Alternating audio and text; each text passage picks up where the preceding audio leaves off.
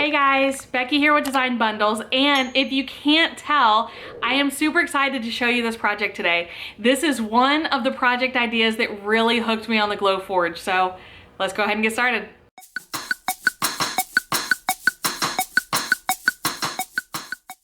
So let's go ahead and insert a disclaimer before we get started. You are not supposed to mix your Glowforge with food and non-food items. So once you've used it for a non-food item, like I have used the medium draft board and a few cutting boards, and those particles are still possible to be mixed into your food item. So it's kind of a eat as your own risk and definitely don't sell.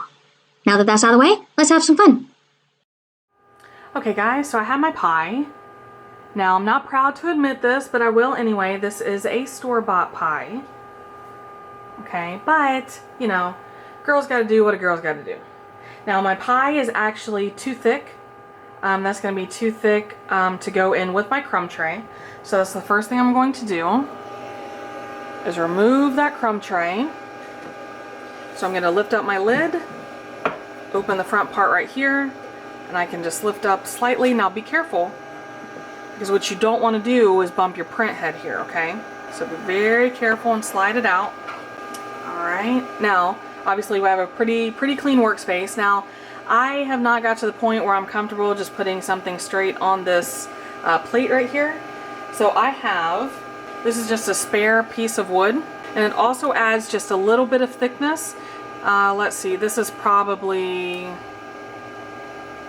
oh gosh, I don't know. What would you call that? 1/4 of an inch.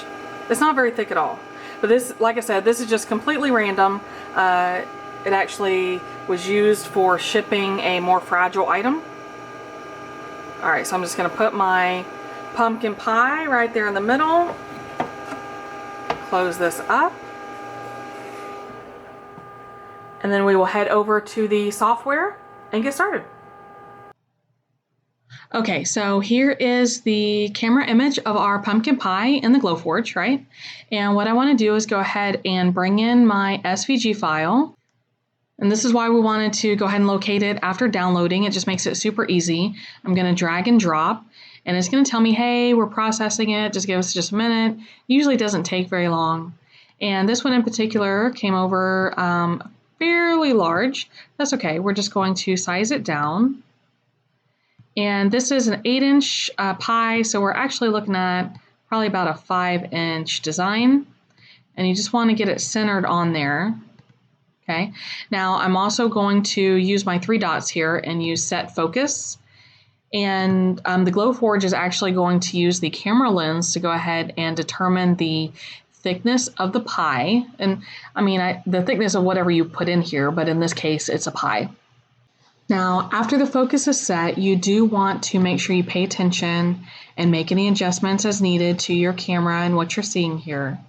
Okay, and then now it's time to enter our settings. I'm just going to click Enter Settings over here. I'm going to choose Engrave. Now it does say, hey, this is not a proof grade material. That's okay.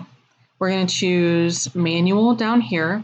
I'm going to leave the speed at 1000, and I'm going to do the power at 100.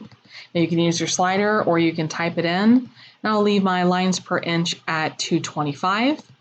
Now that lights up in a nice pretty purple. It also makes it easier to position, right? So I can slide it up a teeny tiny bit. And I'm going to come over here to print. And what this is doing is it's sending your design to the cloud.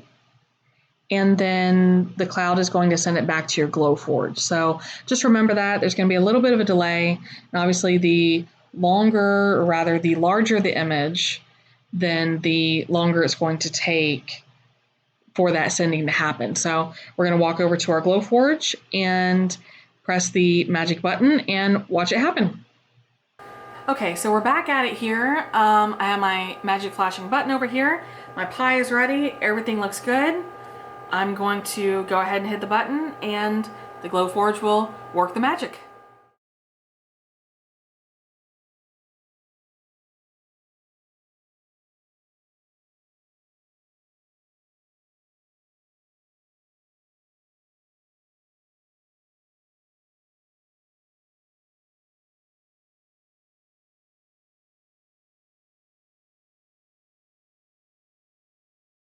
Well, you guys have to admit that is pretty darn amazing.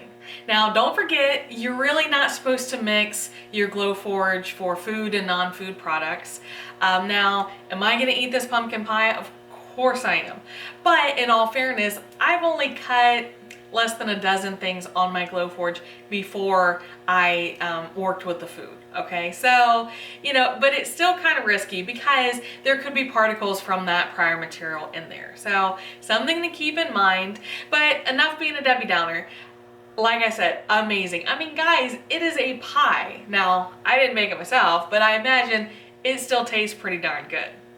Now, of course, if you have any questions or, you know, just any input on how you feel about this, you know, make sure you put that in the comments below. I love hearing from you guys, and absolutely make sure you subscribe to the channel because this is not the only food project that we're gonna have for you.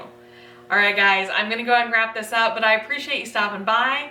Like I said, make sure you subscribe, share with a friend, you know, do your thing, and we appreciate it, and we'll see you again next time.